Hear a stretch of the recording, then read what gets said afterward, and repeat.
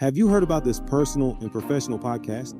Coaching in Session with your host, Michael Rearden. How are we doing, Tim? How are you? Good. You want to get into your work, public speaking coach, correct? Yes. Awesome. So you're just going to jump straight into it. Give us a little bit of backstory on how you became a public speaking coach and how you fell into that work. First, Mike, thanks so much for having me. It's a long story. I don't know if you've ever seen the movie The Jerk, but that's how old I am. He starts off telling his story. So I'm going to go back. It's a long story. Back when I was 22, 23 years old, I had just gotten out of the military. Up to that point in my life, I've been in the military, I've been a leader, I was an athlete, so been in leadership positions all the time, my young life. And I went to college, and one of the classes you have to take is, public speaking, whatever they called it back then, right? And they gave me the syllabus, and I looked at it, and I said, "Oh, you got to stand up in front of people and talk." I said, "I'm not doing that." So I dropped it. And Michael, one of the things about me is I'm very, very good at getting out of things I don't want to do. I mean, I find ways to get out of it, excuse or pass off to somebody else, this, that, or the other thing. And so fast forward to my senior year, my advisor said, "Look, you're not going to graduate unless you take the class." So I said, "Okay." I sucked it up. I took the class, gave me the syllabus. And the very first time that it was my time to get up in front of the class and speak, I had my notes. And this is before we really had PowerPoint too. Standing in front of the class, had the little wooden lectern, had my notes on top of the lectern there. And as I got ready to start speaking, I threw up. Right there in the middle of class. And that's what really kind of started it for me. So fast forward, you kind of get through things, and now I'm a college professor, and that's what I do for a living. I stand up in front of people and I talk and I teach, and I've been doing that for 20 some years now. And what I've found is that young people today, for whatever reason, they're not very good communicators, whether it's verbally or whether it's in writing. And so I took it upon myself as, it doesn't really matter what industry you get into. If you can't communicate with people, you're not going to be successful. It's just not going to happen. And so I spend a good deal of my time, trying to help them become better communicators. And that's really kind of how I got into this and developing this system and this program. Yeah, I definitely agree. The younger generation definitely have a communication hurdle they have to climb. I understand through COVID, especially, wasn't a good thing for them because they had to do everything remote. They didn't get to speak with their classmates for a couple years.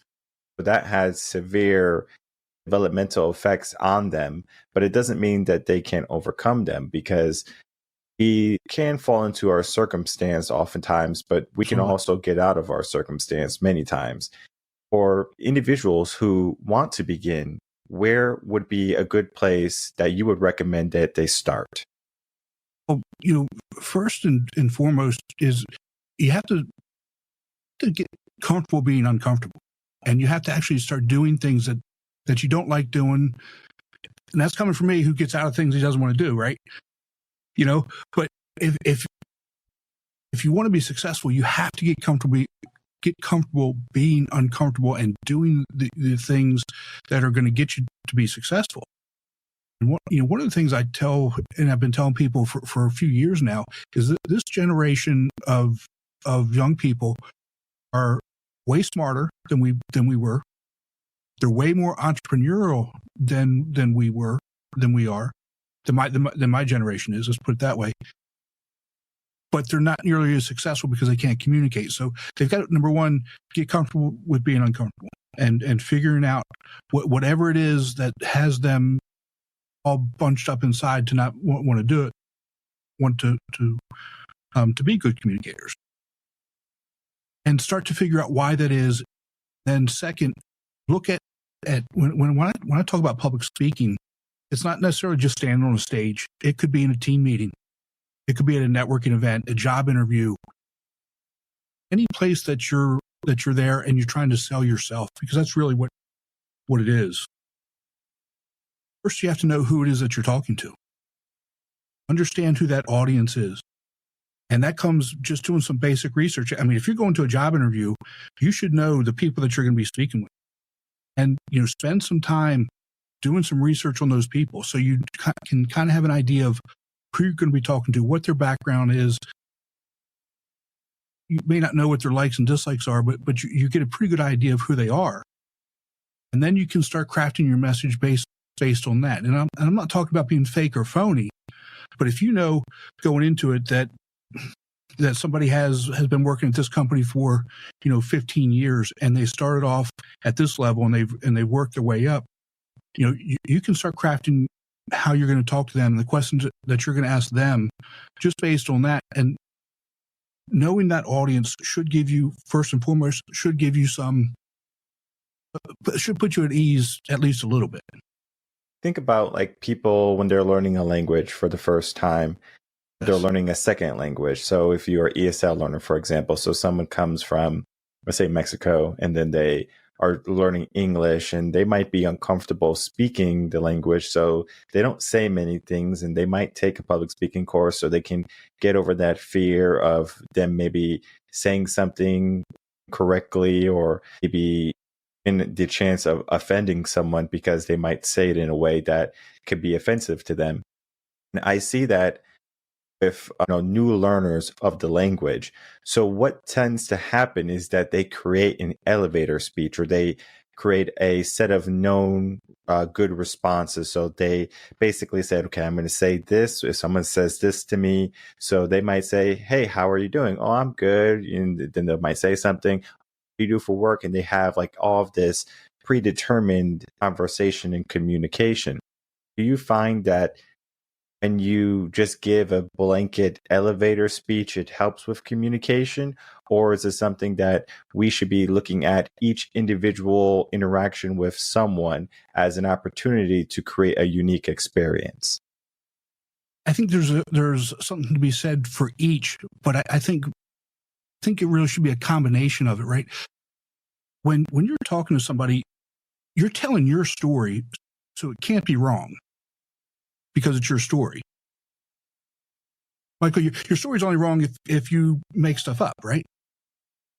You should know who you are first and foremost, and know what your core values are, what your beliefs are, what your work history is, all those types of things. You should know those. You should know that. So in a sense, that's where I think maybe an elevator speech or I don't even like that word, but a friend of mine calls it a back pocket speech, whatever it is that you can give them, 30 seconds of what have you. But everything should be tailored to your given audience, whoever that is. Again, if you're going to a networking event, there's going to be, let's just say 100 people there. You may not know any of them, but most of the time when you go to networking events, they're basically from a certain industry. And they're going to be coming from this company or that company or whatever. So you can kind of, craft messages based on that. Again, if you go into a job interview, you should know. If you're standing up in front of a team meeting, you should know who's on your team. To me, there's value in both, but I think that the happy medium, that in between piece, knowing who you are and being able to craft that message based on that individual group of people that you're talking with. You said that people should know who they are. Do you find that people struggle with public speaking because they don't know who they are? Absolutely. And I don't know that this is something that's just pertains to the younger generation, but I think it's more prevalent there in the younger generation because at least when I was growing up was, we had to actually, I think we were taught how to think earlier let's just put it there. Nowadays, I don't think that there's really any emphasis on teaching young people how to think or who they are because, and it could be for any number of reasons, right? It could be because of social media and they're always trying to emulate what they're seeing, this, whatever. But as you know, as I'm working with college age students and young professionals, they've never really given it any thought. Who are they as an individual? What is it they want to accomplish? Why do they want to get into a certain industry? All those types of things. So, if you don't have that core belief, it's going to hinder your growth, because you're just kind of walking around aimlessly. Speaking my language right now, because it's something I talk about all the time on the podcast, because it is a problem that we have to begin to at least give some attention to, some light to, so we can figure out some solutions.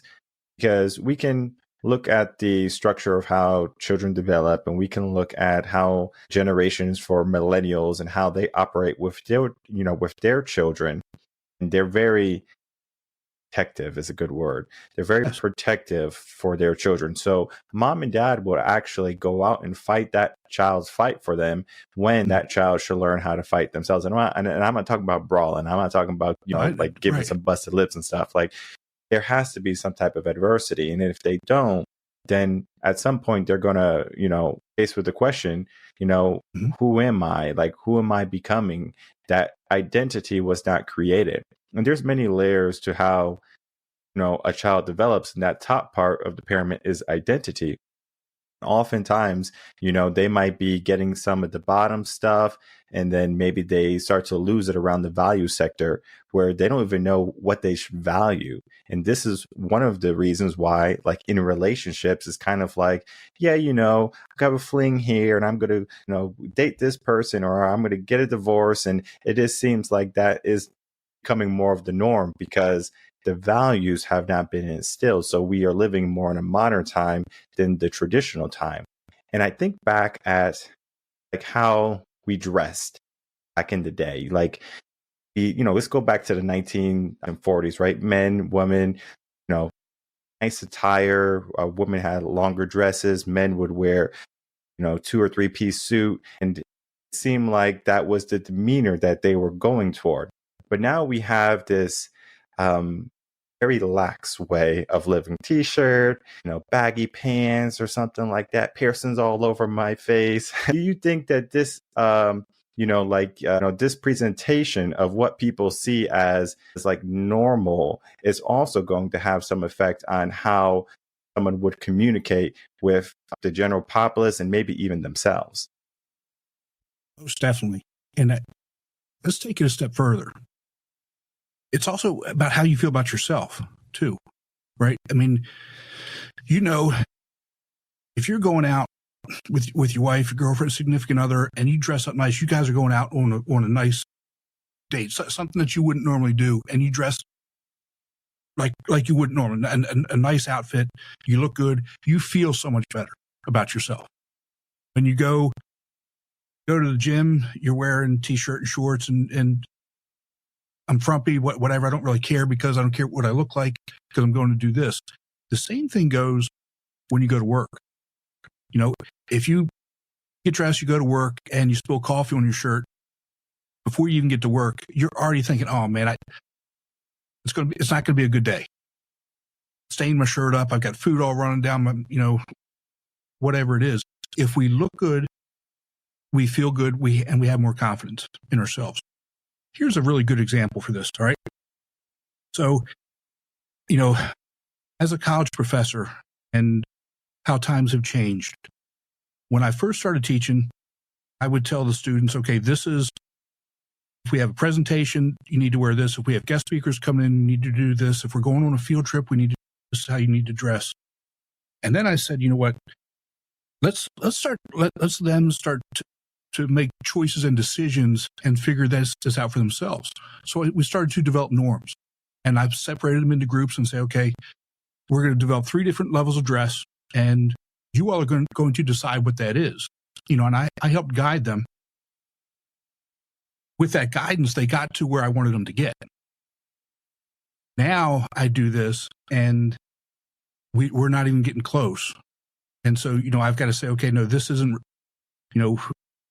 as a young professional, you need to be dressing for the jobs that not the job that your first job, the next job. You need to be dressing for the next job, but also within the culture of that organization.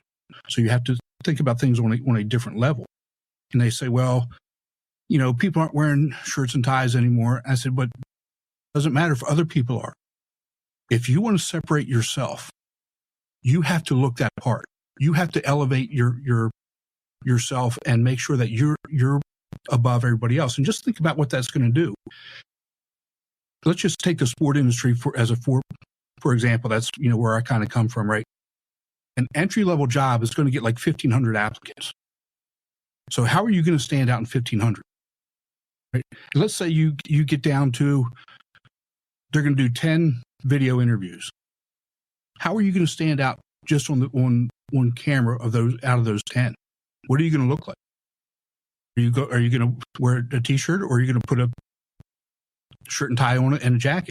I would suggest you put a shirt and tie and a jacket on, because at least eight of the other people aren't going to do that. And we make decisions. This isn't right. It's not wrong. It's human nature. We make decisions within 7 seconds of seeing somebody about them. They don't even have to open their mouth. So we're not even getting to what I'm talking about, right? The speaking part and communicating part. They're making decisions based on how you look and how you carry yourself.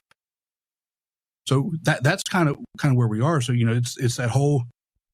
I mean, you hit the nail on the head with it.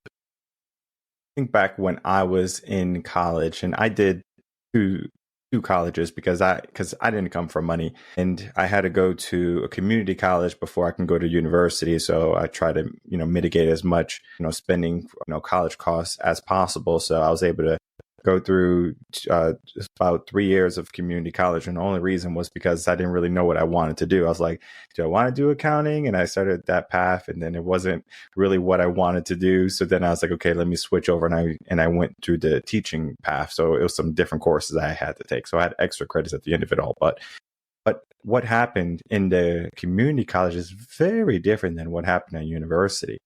The way they operated, the students, right? Like they almost didn't care. Just like, I'm here, and didn't care if they failed. They wore pajama pants all the time. And when I go to university, you can see they're diligent, like they're ready. Like, I don't know if it's because of how much money they're spending. They're like, I better make this worth it. Or is it because, we see the people around us and they become like, they almost rub off on us. And I'm sure you're familiar with Toastmasters, right? It's yes.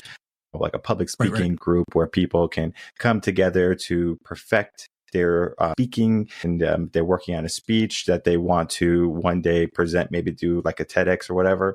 That's like, like it's a great place to begin sometimes. Not for everybody, right? Because I started off doing Toastmasters when I had the business already going, and I was like, okay, I wanted to, enhance my public speaking, and I there a couple of times. I'm like, this is just not for me. And I'm very particular, I guess, when it comes to who I'm surrounding myself with too, because, like going back to that, story or the analogy of, the community college and then the university, you find that a person has a better surrounding or maybe peers that are already in that mindset of enhancing themselves, like they have that growth mindset. Do you find that they're more readily doing the right things rather than the things like, okay, this needs some adjustment for public speaking? Absolutely. I do think that if we surround ourselves with people that are pushing us, we're going to excel. If we don't surround ourselves with people that are pushing us, we're kind of, left to our own devices. I think what I'm seeing now is, if you talk to students that are in college, I'm not saying all of them, but I'm just going to kind of make a generality. A lot of students have no idea why they're even in college. So they think that they want to do this or this career or that career or whatever. But, there's more to college than just, getting that book education, right? Why are you actually there? And so when they go, they're kind of wandering and meandering, as opposed to when I went, it was everybody knew why you were there, right? Everybody knew what you were supposed to get out of it, how long it was going to take. We knew that I paid for my own school too through the college fund GI Bill. There's no way I could have afforded it. There's just no way. So I knew if I screwed around or messed around, I was going to be in big trouble because there's no way I could afford to finish. And so we got good advice and good advising on if you want to be successful, these are the things that you need to do. But then again, I knew who I was and knew what I wanted to do all the way through. If you don't know, going back to what I said earlier, if you don't know who you are and what you believe in, and you go into college and you don't know why you're there, you're really kind of lost. And then trying to find that core group of peers who think like you do, want the same things in life that you do, and can help push each other along, that makes it even tougher. I want to get into the separation of in-person communication and then virtual communication, because I believe that's part of the conversation also. Yes. And I started the podcast, it was like I did Motivation in Motion. It's a motivational video series that we have. And it's just talking about motivation, helping people with motivational speech. And guess what? My face is not on that series at all. It's just like, I don't want to put myself out there. I don't want people knowing who I am. It's like, oh, I talk funny, I look funny, all these things. And now I think I look great and I sound great. I don't know if it's because I have been doing it so long where it's just become like a norm for me. But I can tell, like in the beginning, it was something I was constantly thinking about. I was like, are people going to like me? Are, people going to a certain way of me? But then at some point it just became like irrelevant. It was like, I have some business that needs to be attended to, and I don't have time to be thinking about what other people are thinking about me, because I'm over here making moves while they're over there looking at my moves and critiquing my moves. So we have this way of thinking now where we separate virtual and real life. So many people, they're actually doing things more virtual than in person. So they won't go on stage and, like a little bit of backstory. So at least you know who I am. I was a teacher also. And so I'm in front of the classroom. I did music. So I'm on stage playing in front of big crowds of people, tens of thousands of people. And so I'm used to being in front of people. So it didn't matter if I was in front of people, like real life, and then if I'm virtually in front of people. So it was almost the same. But then that's, like when I switched from in person to the virtual, that thought came in my mind like, oh man, now I'm recorded and now people are going to think a certain way of me. But many people today, they're skipping that in person and they're going straight to the virtual. So I'm not sure if you're familiar with Twitch streamers or YouTubers. Yes. So like they'll like play video games or they'll talk or something or they'll cook or whatever. Like they just do things online and they're just kind of talking. It's almost like it's like a vlog, like a video log of their life, and they're just kind of doing whatever. And at some point, like you have to ask yourself, is that beneficial? They're trying to get into the world of public speaking, like I'm trying to speak in public, not just virtually. You know what? I kind of go back and forth on that, because from a professional perspective, right? There is that audience or that sector where people, this is all they do is virtual public speaking, just, and they do very well at it. From an interpersonal perspective, I don't think it's a good idea at all, because to me, public speaking is about building that connection. Yes, so when you're doing the virtual stuff, yeah, you're looking at the camera, but you don't ever really make that connection with the audience, that that personal connection. So I think that there's something to it. But maybe it's just me and my generation being a little bit older that I do it. I like doing it, but I personally would much rather be face to face in front of whoever it is that I'm talking to. Now, the younger generation, you bring up Twitch, and this is things that I'm learning about. What I don't understand about some of this stuff is you're going to waste time, and I call it wasting time. Waste time watching somebody else play a video game. Get the cooking stuff, because maybe you can learn how to cook, or you could do whatever. But I don't get the watching people play video games part. It's the same aspect, I think, for this newer generation as it is for the older generation as it comes to playing a sport. For example, let's say football. Why would I watch someone play football when I can go out and play football with my friends? or basketball with my friends. So it's just a different mentality. And I know many of the generations who are Twitch streamers, they actually grew up in households that, their father would play video games or something like that. And there was only one controller because whole cooperative play and multiple controllers were there. People would play by themselves, or maybe one controller broke or the dog chewed it up. Like there was, many reasons. You have a brother and a sister and dad and uncle, and everyone's trying to play, and there's only two controllers. So they grew up watching video games. So for them, it's reminiscent of their childhood. So they don't necessarily know the childhood development trauma, or you want to call it significance, maybe. The reason why they did it. So whoever invented Twitch is brilliant from being able to see that, that pattern develop within people, and then basically made a niche out of it. It's interesting. And that there are classes that are part of the project is that they class does a tournament. They're responsible for organizing a tournament on Twitch and broadcasting it on Twitch. And I've got a former student who's now a college professor, and he actually sent me a link. It was probably 2 weeks ago. That was his class's project, and they were playing video. They put on a video game tournament on Twitch. And so they're if that's what works for you, and again, I get it from the business perspective. I get all that stuff. It's just not. I grew up with Pong, so we had. That's how old I am in the when the first Atari came out, and so it's just not my thing.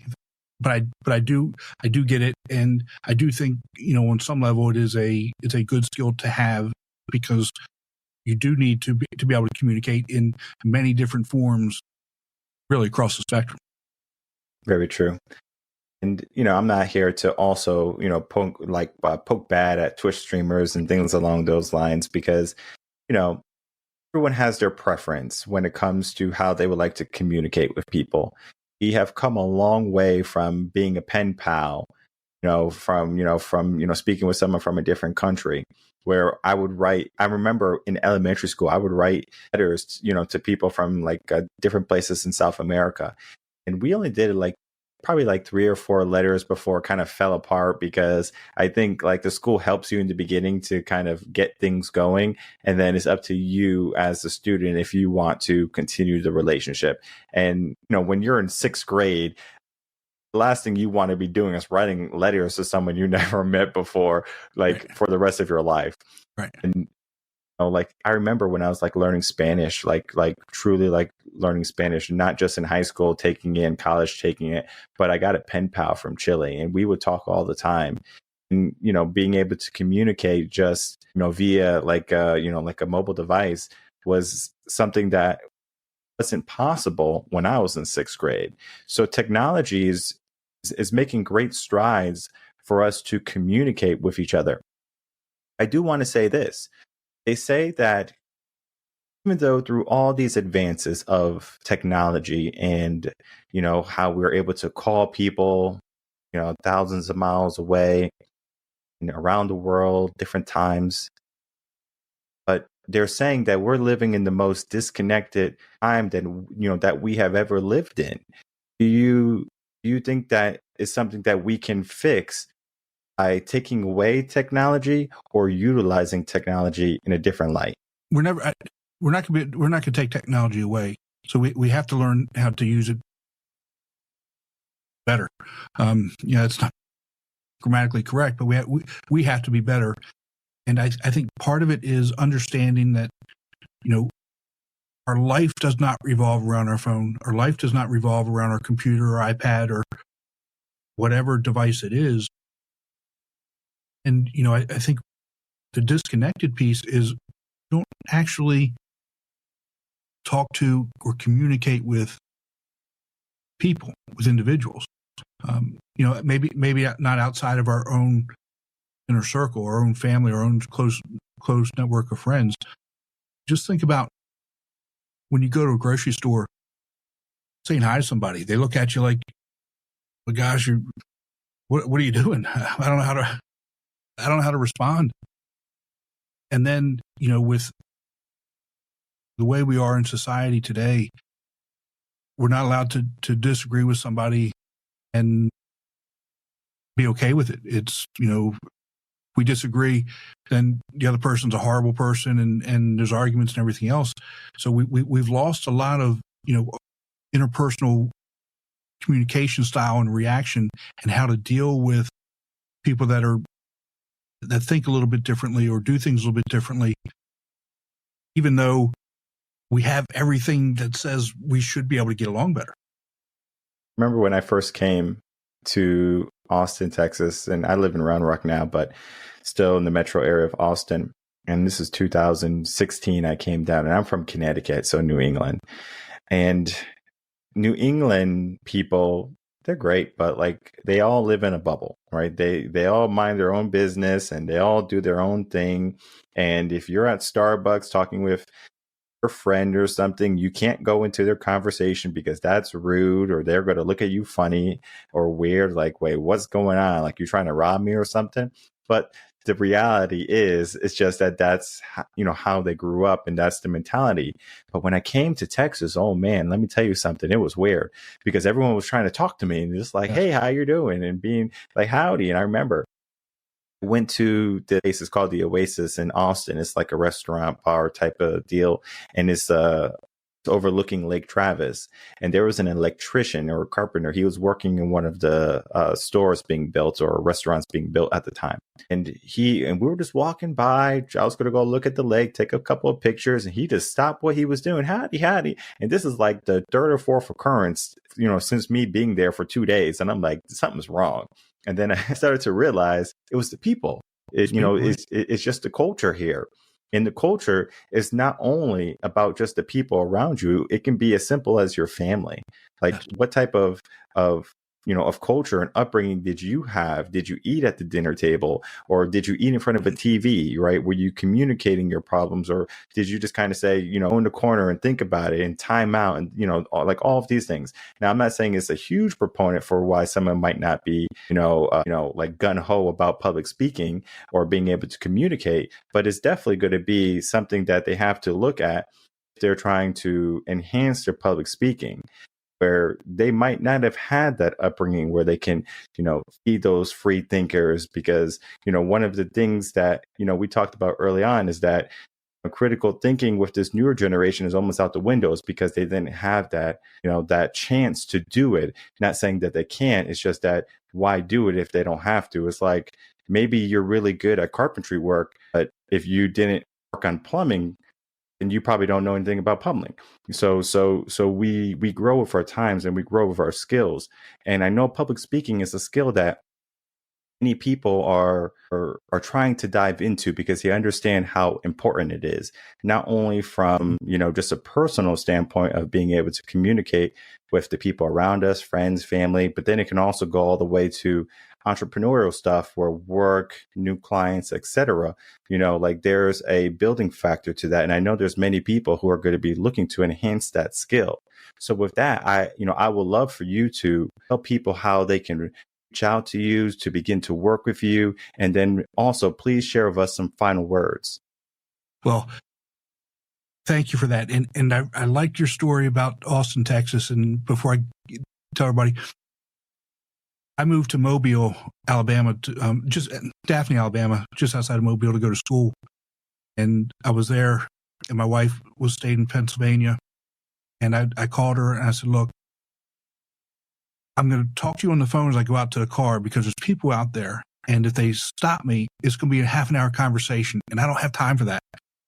And that was something that I had to adjust to too. And I now I live down south. I don't live in Alabama. I live in South Carolina now, but it's still the same thing. But you're right. It's cultural.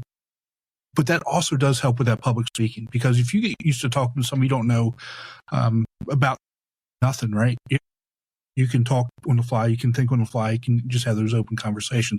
It's very important. I would say when you go to a store, if you see somebody, say hi. Hey, I like your shirt. I like that.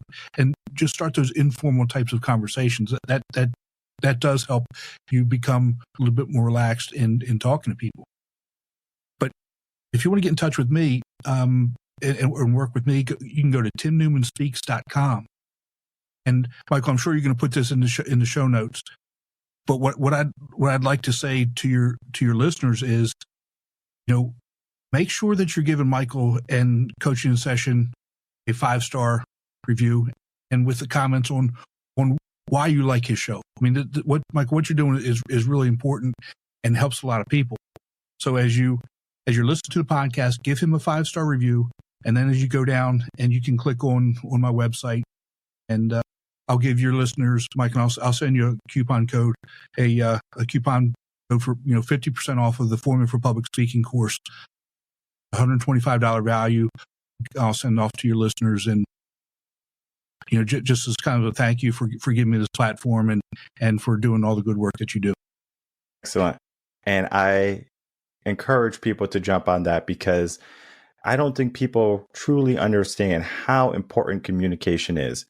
Like, think about just not being able to tell people how you feel or show people how you feel. Communication is only 7% of speaking, but then everything else that you do is also communication. But I do say that if you are going to do public speaking, right, it's more than just being able to pronounce your words and things like that. It's clothing, it's demeanor, right? It's that energy that you're walking on stage. Facial expressions, right? Yep, all of these things. It's important that you understand it, and then you're able to implement it when you need to implement it. Because the last thing you want to be doing is smiling when someone's telling you that their dog died. There's just so much to learning, the proper way to communicate. And in our world today, we have fallen away from that sense of communication, but it does not mean we can't reclaim it.